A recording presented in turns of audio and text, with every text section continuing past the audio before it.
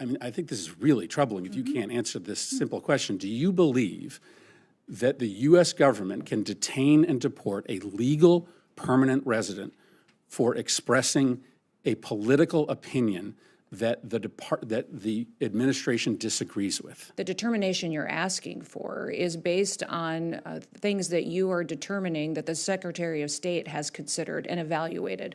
We don't evaluate that, the administration, along with a partnership with the Department of State, on what is political speech and what's an affiliation with a foreign terrorist organization. Do you believe? That's the difference between the two that you're asking. That you can detain and deport a legal permanent resident for expressing a political opinion? We have not detained and we have not deported anybody who's a legal permanent resident or a citizen of the United States. Then say you don't have the ability to do that. We have clarify that for the true. Millions of. That is exactly what I'm doing, is that we have followed exactly what the law is, and that we have not detained or deported anybody who's a citizen or has legal status in this country. We are focused on— Madam Secretary, AI is an enormous growing industry critical to the future economic health of the country.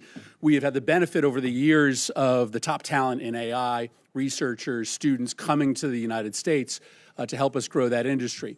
But for the first time in the last 15 years, there are more top talented individuals and workers in AI leaving the country than coming here. And the reason is pretty simple. People who are coming here to work from overseas through the visa program are very uncertain about what their rights are. And that is because of the actions this administration has taken. So I think it's important to get on the record for those individuals who are here currently and those thinking of coming to the United States to work or to study to understand what their rights are. So let me ask you a series of pretty simple questions. Probably the key of right amongst the 5 freedoms is the right to free speech, the right to express your own personal opinion about politics, culture, the economy. Do you believe that you have the right to detain or deport a U.S. citizen for simply expressing their political opinion, a U.S. citizen? No. No. Do you believe that you have the right to detain or deport a legal permanent resident for expressing their political opinion?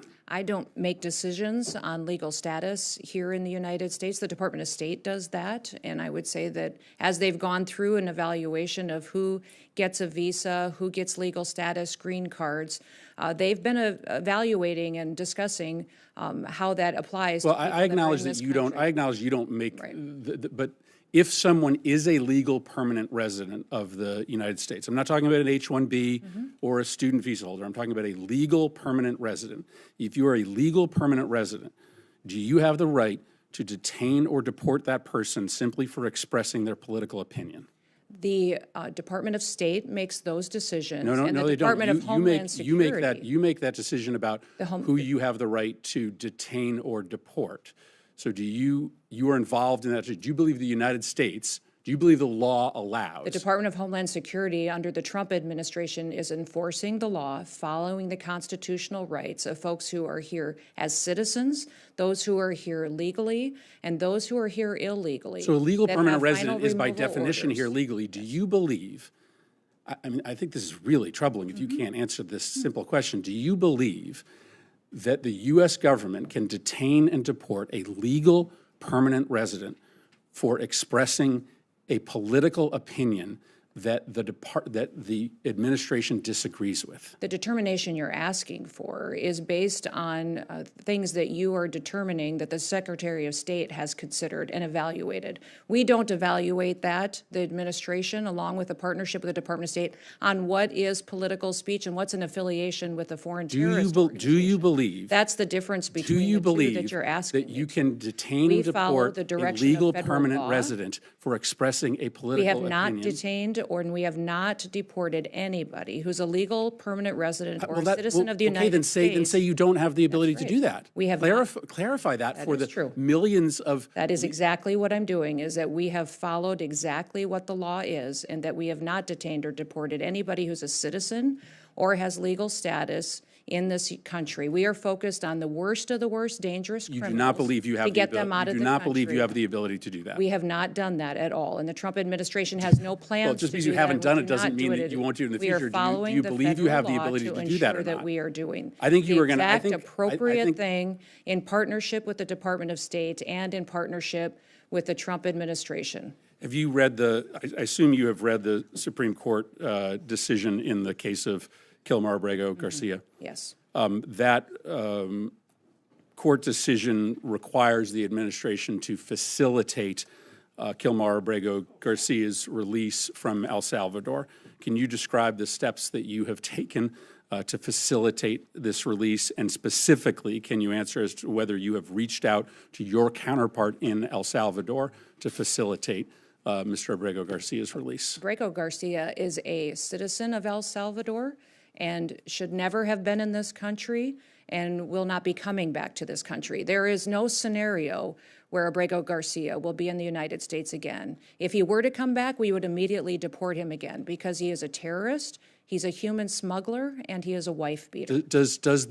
You've read the Supreme Court decision. Does the Supreme Court decision not require you to facilitate the return of Mr. Abrego Garcia? The Trump administration is complying with all court orders and judges' orders. Does the Supreme Court order require you to facilitate the return of Mr. Abrego Garcia? Is a Yes citizen of yes El or no? Salvador. It is up to the president of the El Salvador to make the decision. You're a defendant on in if the he case. is coming back. It's been a big topic of conversation between all of us, between the country. When the president visited the United States of America, it was discussed and talked about there. The president has been very clear on this issue, as the Secretary of State, and I have as well. Abrego Garcia is not a citizen of this country and is a dangerous individual who does not belong here. I will not ask another question, Madam Chair. But the in this discussion, country, we would immediately but the discussion deport him. ends when the Supreme Court rules 9-0 that you have to facilitate his release. And the fact that you can't even acknowledge the wording of the order, which commands you to facilitate his release,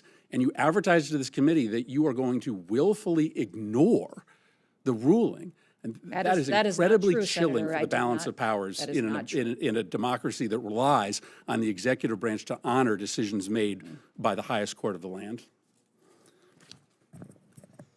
Let's be honest. If a Supreme Court ruling can be openly ignored with zero consequences, then the Constitution isn't law, it's just a suggestion. And that's exactly what Kristi Noem made clear in this hearing. She wasn't confused. She wasn't vague. She made a deliberate choice to defy a 90 decision from the United States Supreme Court. She admitted on the record that she will not bring Kilmar Abrego Garcia back, even though the highest court in the country ordered her to. That's not public policy. That's unchecked power.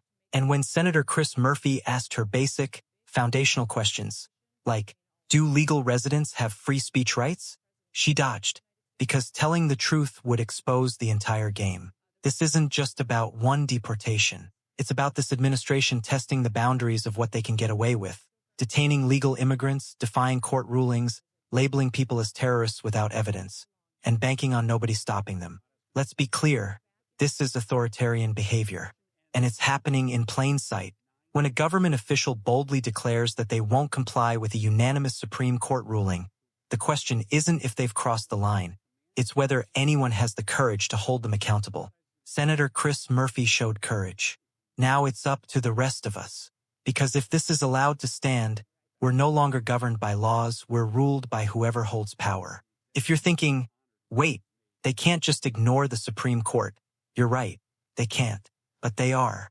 If you believe democracy only works when the rule of law applies to everyone, hit subscribe now. If you want fearless, unfiltered truth, not both sides spin, support us on Patreon. Because what Kristi Noem just said wasn't just dangerous, it was a test. And the clock is ticking on how we respond.